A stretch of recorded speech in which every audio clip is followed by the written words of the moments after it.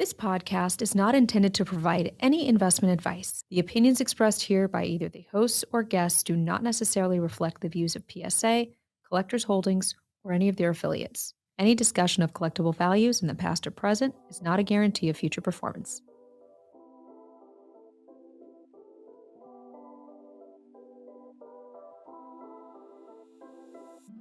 Hello and welcome back to another week of the PSA Pod.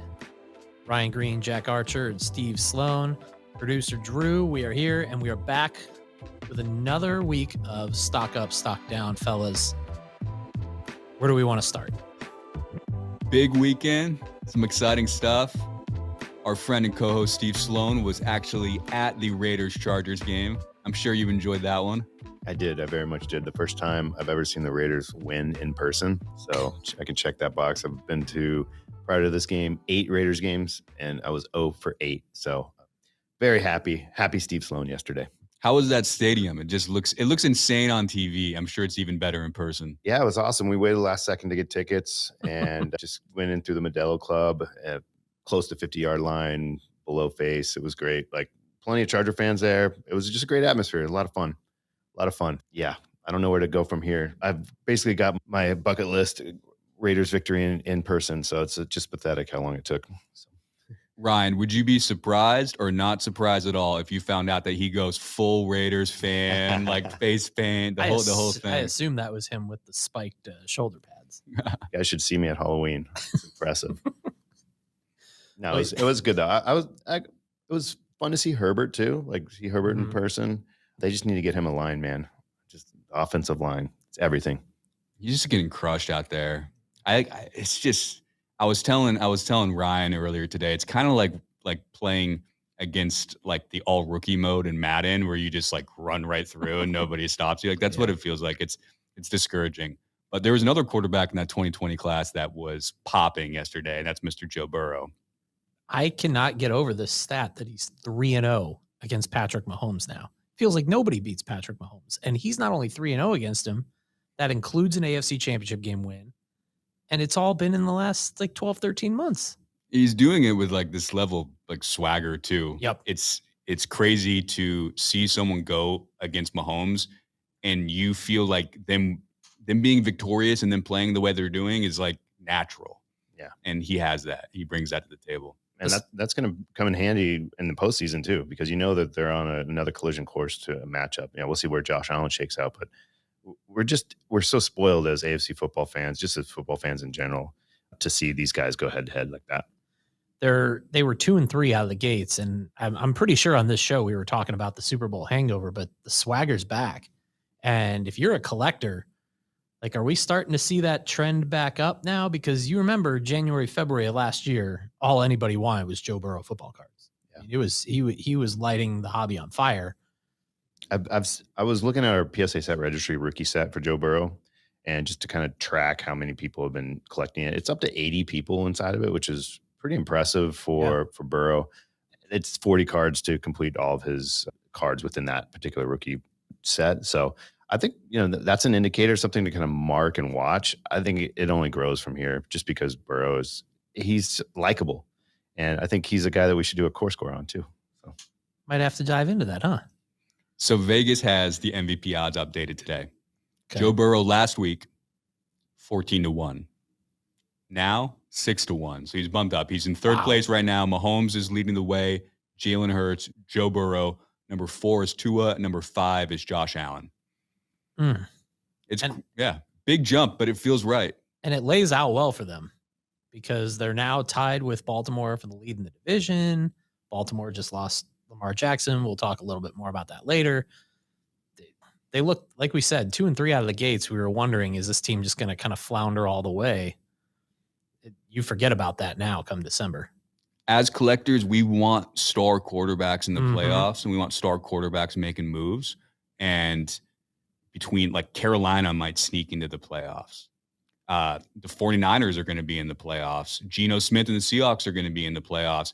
To have someone with Joe Burrow's just like size in the hobby also be in the playoffs is really good for collectors, whether you personally collect them or not. And to take that a step further too, just with the 2020 class, like shout out to the 2020 class, especially when you look across all the other quarterback classes. 2020 is special. You talk about the playoffs. There's a chance for Burrow, Tua, Hurts, even Herbert, Jordan Love potentially if he replaces Rodgers at any point. Like those guys could all be in the playoffs potentially, which is incredible for a single class to produce so much star power.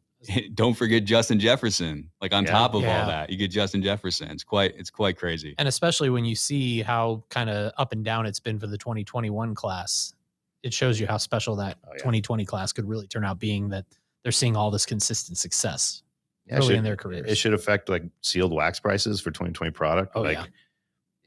You watch the prices slide as the guys fall off, and it just hasn't happened with 2020. If you guys could have one Joe Burrow card right now, not like a 1-of-1 Shield National Treasures auto, nothing crazy, but like a reasonable Joe Burrow card, which one are you getting? I know exactly which one I want. I want the 2020 Prism Orange Ice in a PSA 10. They were the Fanatics Blaster exclusives. I just thought those cards looked so nice, especially with team color matches. I was looking at some Tuas around this time last year when his prices were really down. Never pulled the trigger on one. Wish I did. They're tough to find in PSA 10s. I think that would be a really, really attractive card to have. Excellent choice. Very low key, low pop. Orange Ice for basketball for 2019 was everywhere. Very easy to find. I'm sure we have a ton graded in PSA cases. But for football, the Fanatics exclusive, there's not a lot of Orange Ices rolling around eBay and elsewhere. Yeah, I'm more of a select guy. I really would love like 2020 select field level. Just give me anything. What color match would be great? Tie dye, something like that. Like I'm in on the select. The tiger stripe. The animal print team match. It's mascot match. There it is. It's almost that's my choice too. If like Rainmaker edition, I think it's only like pop 2 or 3.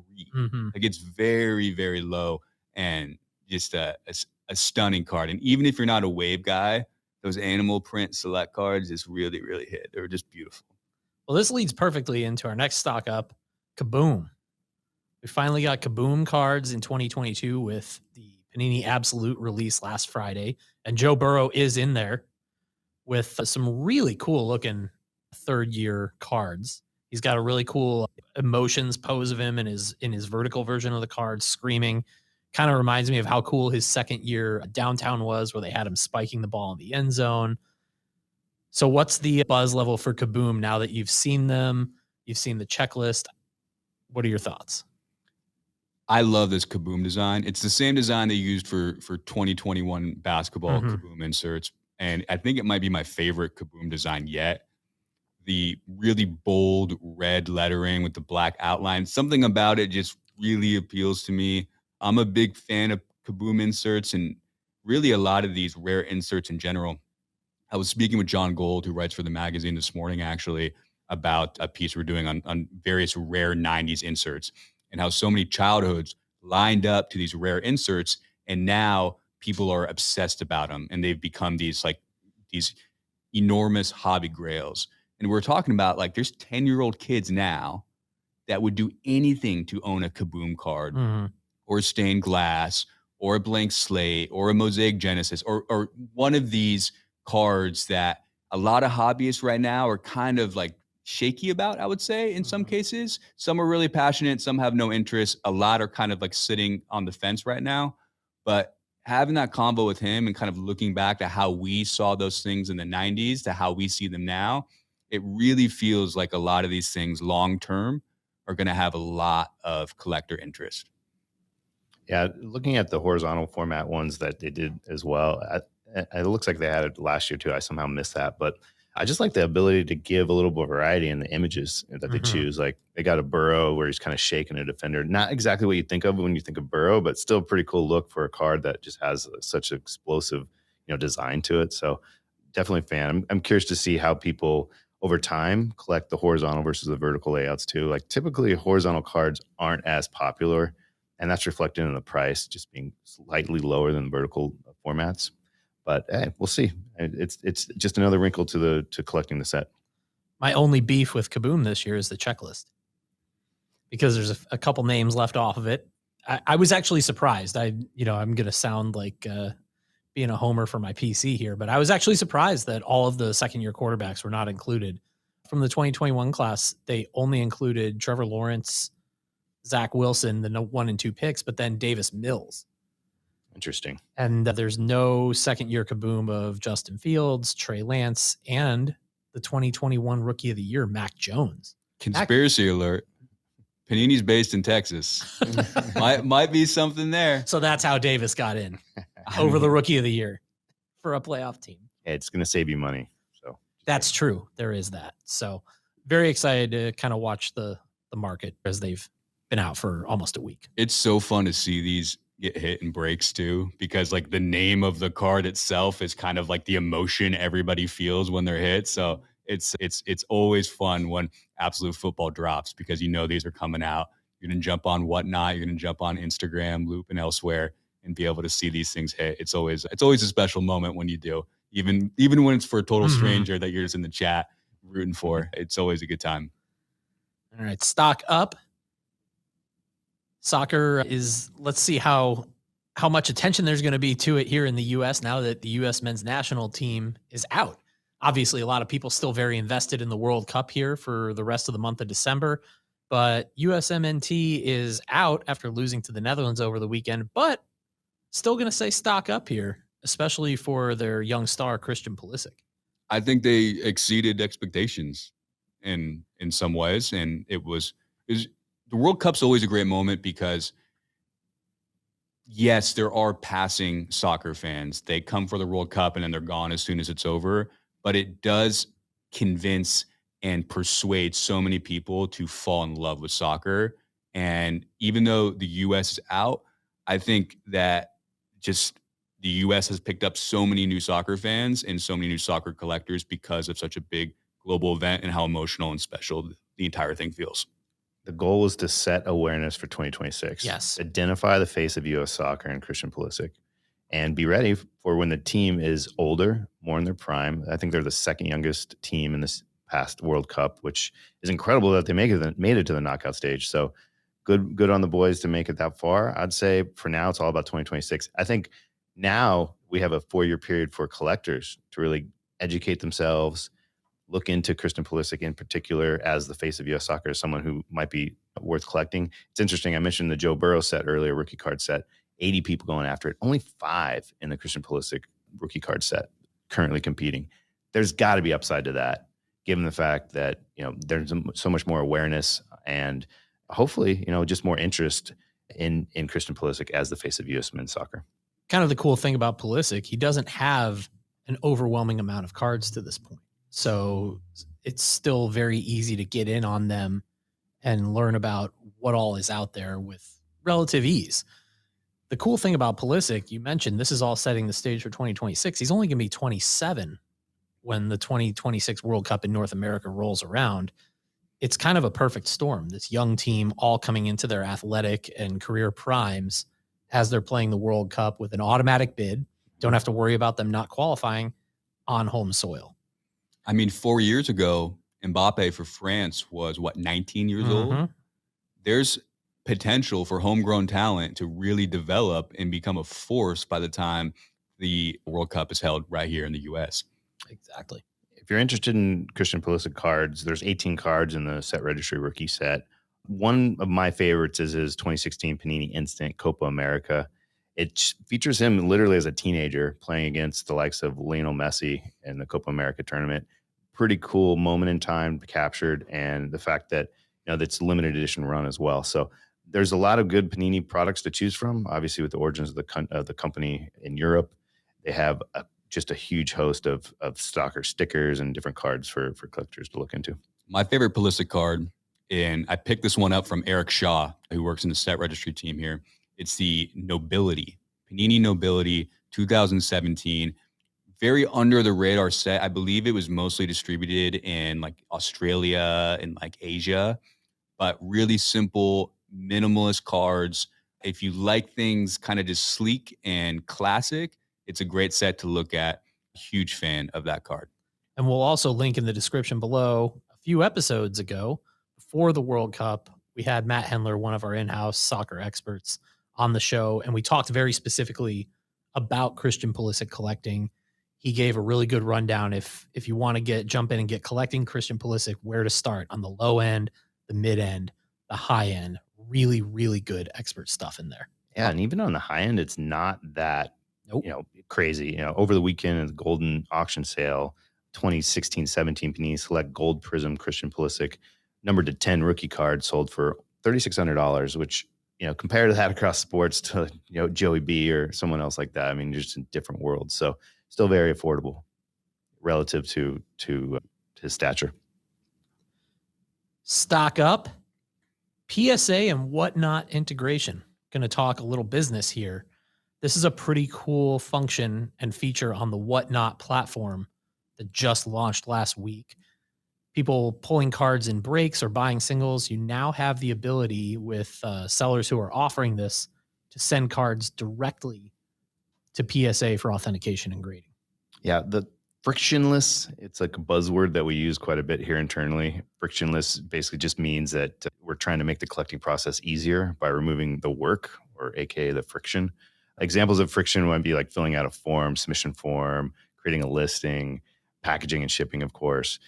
But all of these examples of friction, quote unquote, they kind of take away from the good parts of collecting, the stuff that you want to be focusing on. So this partnership is essentially one of those efforts that we're making with Whatnot to make it easier to collect. Buy a card on Whatnot or through a break, you get it. Just identify the card right in their UI, right inside their app or the website. You can add it to a grading order to PSA, and you don't have to deal with the card at that point. You don't have to create the submission form. You don't have to ship the card. So that's a really nice way to make the collecting experience just a little easier. It's so smooth and it's so satisfying. I feel like if we're not being company men right now, if we were some third-party hobby podcast, we'd be saying stock up for this as well. This is really, really big, really, really easy. People are buying into breaks and buying cards and Whatnot all the time, and to be able just to send directly to grading, all from the app, is really just the coolest thing. I'm excited for this, and I'm excited for our company to further a frictionless hobby with all the other fun stuff we're cooking up now. Once again, check out the description below. We do have a link to learn more about this integration and how grading with PSA through purchases on Whatnot works. Whatnot is going to have a lot of their top sellers offering this on the platform. Very exciting things ahead.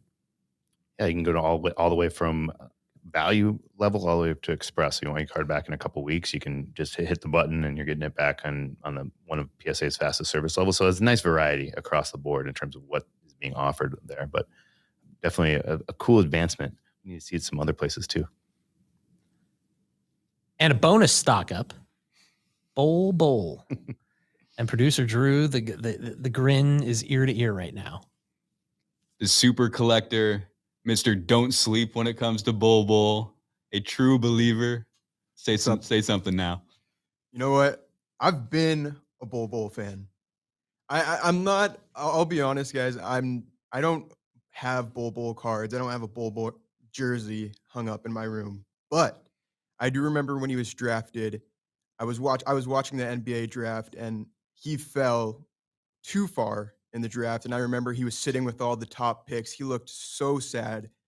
And that's when I became a Bol Bol fan. And so I've had this feeling that he was going to turn it up, and I've just been waiting for it. And it's finally here. It's finally time. I think he looks like a most improved candidate potentially. So stock up Bol Bol. He is a cheat code. He reminds me of the players I used to make when I was playing NBA 2K. I would have that build where it's like super tall. He could shoot. So I'm rooting for Bol Bol, and I've enjoyed seeing his highlights. I haven't watched too much Magic basketball, but he is all over my YouTube feed. I can't escape the Bol Bol frenzy. Stock up Bol Bol. His teammate, Paulo Banchero, said it best recently, and I quote, "Everyone talks about this Victor dude from France." Paulo Banchero tells hoopshype.com. "I'm not trying to compare them, but Bol's 7'2", shoots threes, brings it up the court, makes passes, and blocks shots. I feel like people kind of forget about him, but Bol is a freak of nature." How are you going to forget about a dude who's 7'2"? Like also the son of Manute Bol, the tallest NBA player ever at 7'7". It's just, I mean, the average height in the NBA is 6'6". So anytime he's on the court, he definitely stands out in a league of giants. Like here's a real true giant at 7'2". I like seeing him pull up for threes too. Like that's a little wrinkle, talking about Victor. Those two guys might be bringing a new era to the NBA. Very cool. I think a victim of circumstance. For basketball fans, he was kind of forgotten about a little bit, had some injury issues. Now he plays in Orlando, which isn't a very, widely followed team. In the hobby, he's like, how do you say it? He's a symbol of the hobby boom in 2019 and 2020. So people maybe got a little burned out on him as collectors. So it takes a little while to rebuild that mojo. It is. And the good news is there's supply out there. Yes. His 2019 Prism base has a PSA 10 pop of 5,244. You can get that card for $20. So you said you don't own any Bol Bol cards, Drew. Like you got to have one by the end of the week here at $20. But even the silver that has a pretty, robust pop, I would describe it for a player of his stature. 1,002 is the pop. It's about $75 for a PSA 10. It's not bad. Yeah. Prism silver. So yeah, I mean, and that's on the rise too. All those YouTube highlights are really stacking up. People, it's like up to $75 now for that PSA 10. So you can maybe if you spring for it, you go for the silver there. You compare those pops with some of the other names in the 2019 Prism too. It's really not, 5,000 PSA 10 bases is not for that particular extreme issue. Yeah. I mean, those who are in the hobby in the like late 2020, early 2021 knows what happened where everyone kind of lost their collective minds for a little bit there. And so guys like Kevin Porter Jr., Tyler Hero, RJ Barrett, Kobe White, like their pops are, how do we say, healthy?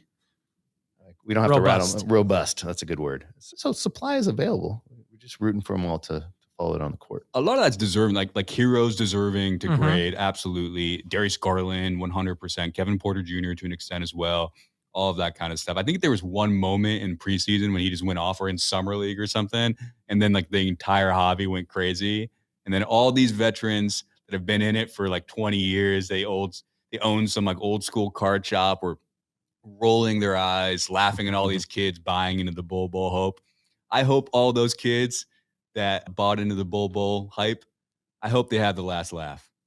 So we'll see what happens. Like, who knows? But he certainly is fun to watch. He's certainly just playing incredibly well right now. This whole show is pulling for Bol Bol to keep it up and win most improved player, as Drew boldly predicted.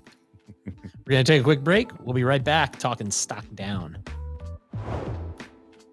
Guys, it's Drew, the show's producer, and in case you haven't heard, PSA's $15 modern sports card special has been extended to the end of the year. This is huge for me personally. It means I've got some more time to submit Zion cards for grading, more of my pack pulled rookies from Select, Topps Update, Prism these last few months. And with the way he's playing, I may need to start picking up some Bol Bol cards to submit before the end of the year. But what does it mean for you? Are you going to be submitting PC cards, rookie cards? Are you prospecting with Bowman cards? Whatever it may be, we are so excited to see what you submit for this $15 a card modern sports card special. Again, this special pricing is available till the end of the year, and there's a 10 card minimum with a $199 maximum declared value per card. This limited time special pricing is exclusive to Collectors Club members, so visit psacard.com/join to become a member today. All right, we're back, stock down. I feel like we're picking a different quarterback quite often here, but they're all pretty justified today. We're going to start with the number 2 pick in the 2021 draft, Zach Wilson, because, man, it's tough to see. You got to think a guy who was drafted that high has that much talent. He's going to be getting another shot, but you got to start to wonder, is it going to actually be in New York at this point? It will be interesting to see. He's got some talent. He's got some moves. Like, he was the number 2 pick for a reason. Mm-hmm. I don't think this is like the end of the line for Zach Wilson by any means. But it is disappointing as a collector and as a hobbyist to see someone who's a second-round pick in the draft kind of just flail like this. We'll see how it goes. But Mike White looks good. I like Mike White. Great name. Yeah, so do his Jets teammates. I just, as fans, Now, card collecting is an extension of supporting your favorite team, your favorite Mhm. players. When a guy is drafted 2 overall, it's like you want to believe in him. You follow him to the ends of the earth because he's your guy for your franchise. But when it doesn't work out, people turn quickly. Mhm. And so, unfortunately, it's not going to happen in New York. It doesn't look like so, especially when like the team is like wearing Mike White T-shirts to the next games and things Yeah. like that. It's almost like they went a little too far in terms of like the Zach Wilson blowback on his comments in the post game, where he just was getting a lot of Mhm. hate for not taking accountability for his play. So hopefully he learns from that. And like you said, Jack, I think it's going to have to be in another city, another fan base to maybe can build him back up and make him their own. It's like this happens with every class except for 2020 apparently, which is great. It's like the exception, but like I think back to like the Blake Bortles in 2014, Mariota 2015, Paxton Lynch 2016. Paxton Lynch, wow. Your guy, Mitch Trubisky, Hey, 2017, Josh Rosen 2018, Dwayne Haskins 2019. Is Zach Wilson the first to fall off in 2021? It feels like it. If you asked me in August who was going to be the first to fall off, I don't think he would have been my pick. Lawrence is pretty safe. Mm-hmm. Trey Lance being hurt kind of just put him on ice for a year. Mm-hmm.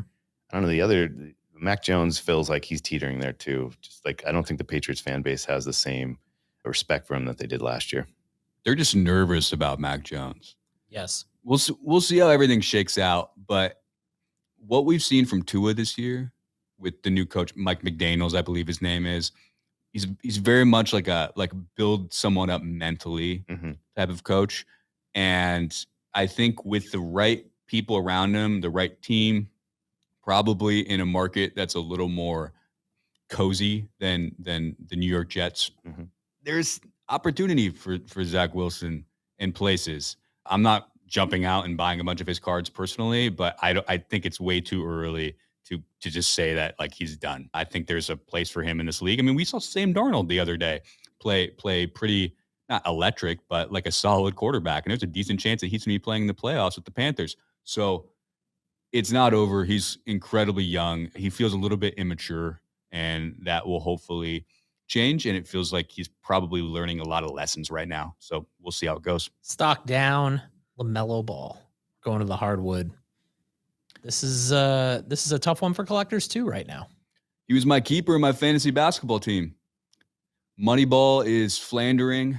LaMelo Ball is nowhere to be seen. But from a hobby perspective, I was asking a few of my buddies. We have this collecting group chat that's always popping off. When was the last time you saw a LaMelo Ball card on Twitter or Instagram?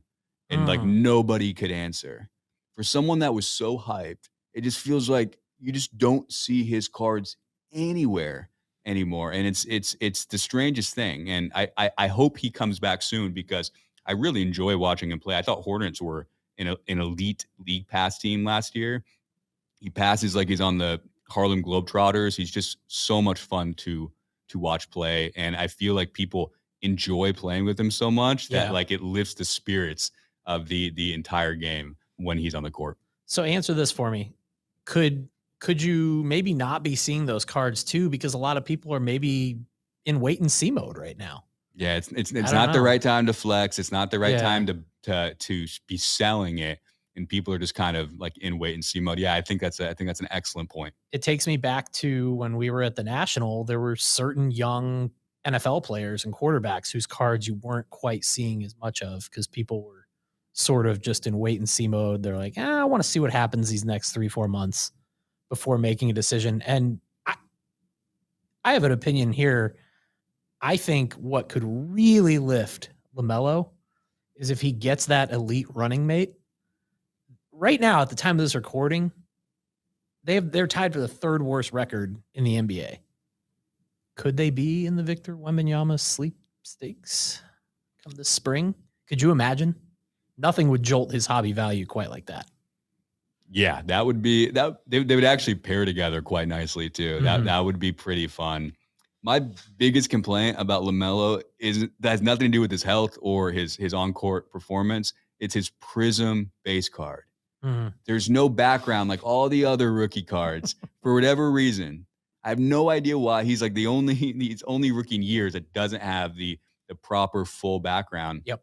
You have Alex Lynn kind of like running behind him. It's not a great photo. It just upsets me so much because these Prism rookie cards are so iconic and so many of them are so great. But for LaMelo, it just feels out of place in your collection next to all these other ultra modern Prism basketball cards. I will say I love, with a capital L, his select courtside. Courtside card is just incredible. The Cosmic Prism, which has like this nice magentas and teals, which just form the perfect color match. It's a gorgeous card. I'm not a Hornets fan. I'm not a LaMelo Ball fan, but I want that card just because of how captivating it is. So if you're a collector of LaMelo, find the right ones that aesthetically I think really have a lot to offer, especially 2020 select basketball. I don't know. Maybe I'm totally biased towards select, but it's a gorgeous, gorgeous card in my opinion.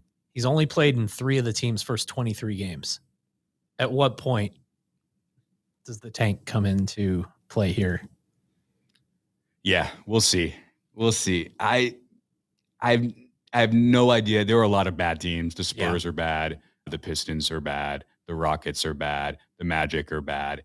There's a lot of people that are going to be looking to score that number 1 pick. I just hope that Victor goes to a great franchise that really is able to utilize him and he becomes a true force, because the more young talent we have in the league, the better it is for the sport and better it is for the hobby. It's going to be a race to the bottom come February. Yeah, but no offense, Charlotte, but the NBA is not going to let Victor go to Charlotte. That's just not the way the NBA rolls. Conspiracy theory Steve over here. He's going to a bigger market than that. Exactly. Which is why the NBA elite made sure that Zion went to the New Orleans Pelicans. Fair point. Fair point. All right, stock down. We're going to finish up going back to football. We've talked a lot about the roller coaster that can be collecting young quarterbacks, and it's pretty tough now to look at 2018 quarterbacks outside of Josh Allen from that first round. Does Josh Allen kind of make up for it though? Like a little bit? Going back to what Steve said earlier, talking about like sealed wax from 2020, I feel like 2018, even with some of the things that have happened to the quarterbacks from that first round, Josh Allen being in there probably buoys everything. Oh, Lamar keeps too. Lamar too. Why are we always like skipping over Lamar? I love Lamar. He's great. But stock down is because he just got hurt again. I know, but like, I don't know. Maybe I'm holding out. Yeah. But like, the guy is incredible. He's got an MVP. Like, him and Josh Allen, 2 great quarterbacks out of one class is. I mean, I think we're spoiled a little bit with, like I mentioned 2020, but like this is a pretty remarkable thing that we have 2 great quarterbacks out of that class. I don't know. I was gonna ask Drew if he could go back and like delete the episode preseason when we did like the I think it was the NFC South. We were talking about Baker and Sam Darnold. I think I made some pretty ridiculous statements about Baker Mayfield. So if you can, go back and delete that episode. We'll see though. Just please save the part about my Super Bowl pick because it's still looking alive.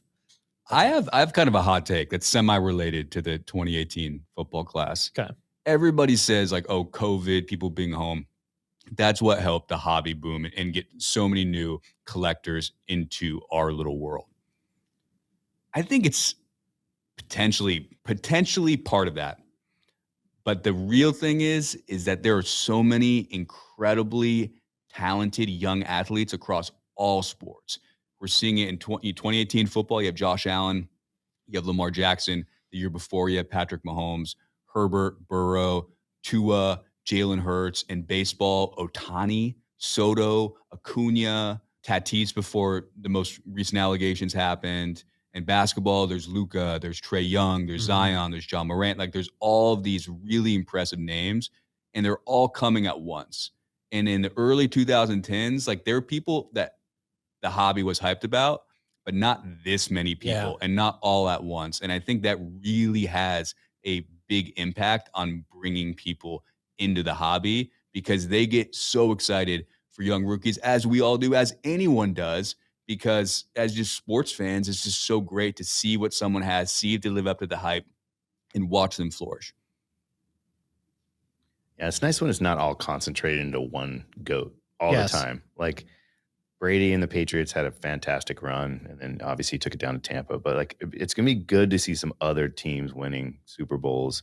You know, the Mahomes, the Josh Allens, Joe Burrows. Like, we're set up for a really great run of football over the next decade, based on where we're at with just those players in particular. And even a guy like Baker Mayfield, I was kidding about the like deleting the episode. Like he has a chance to land on his feet somewhere. Mhm. And the Niners, like we'll see. We're recording this Monday afternoon, but like the Niners could sign him. He could play a role in a run there potentially. The Jets. I mean, but respect Mike White, another 2018 draft class guy.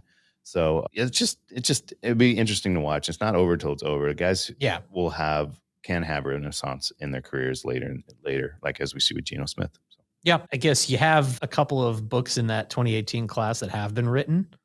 Josh Rosen. On the other hand, Josh Allen. But I think the landing spot is going to be really key here. But man, I was saying before the show, if you took me back to the end of the 2020 season when Baker had this incredible season, gets Cleveland back to the playoffs, they just smoked Pittsburgh in the postseason, everything looks like roses going forward. If you told me then that towards the end of the 2022 season, he'd be getting released by the Carolina Panthers, I'd have no clue how it got to that point. After they traded like a 4th or 5th round pick for him, like they practically just gave him away. Mm-hmm. Yeah, it's shocking. Yep. But I do hope he bounces back. He's clearly a likable, marketable athlete. The How book's about not the written 2018 yet. football cards are pretty great too. I know we have something coming up on the 2018 Donruss Optic football, kind of Friday Night Lights-esque photography, positioning, and styling. Jack, you're doing some of the magazine, right?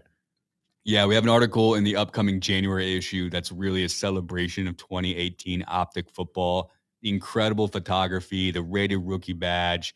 And what's really fun about that is that we took a high school yearbook angle because it has that Friday Night Lights vibe. The article is called Picture Day. You can check it out in the January issue. It's really, really fun. And what's even more fun about it is that we added a most likely to section featuring all the different rookies from that class. So we'll do things like Christian Kirk, most likely to think his agent, that type of thing. So it's pretty fun. So make sure to check it out. It's alongside some incredible stories. I swear to you, it's our most ambitious issue yet. The editorial's amazing. The design is amazing. Incredibly proud of this. Make sure you join Collectors Club so you grab an issue. PSAcard.com/join if you are not yet a PSA Collectors Club member. It's just a great way to celebrate a cool set. I mean, it's creative. Like we all watched Friday Night Lights back in the day, and just the idea that we have this really cool drawback to just a cool shot. Like if you can't picture it in your mind, they're against like blue kind of sky backgrounds, and it reminds you of high school football, and just a great look there. So. After Jack originally brought that up about a month ago, I went and looked up the promotional photo that NBC had of Matt Saracen and put it right next to the Josh Allen card, and it's eerily similar. Matt Saracen will always be my QB1. Well, we're going to be back later this week. We'll be talking about a couple QB1s, as Steve mentioned. We'll be diving into the core score, looking into that 2020 quarterback class. It's going to be a fun time. We're taking Justin Herbert versus Joey Burrow. I'm excited for this one. See how they line up side by side. So make sure you tune into the next episode for that. All right. Steve Sloan and Jack Archer. I'm Ryan Green. This has been the PSA Pod. We'll be back this week.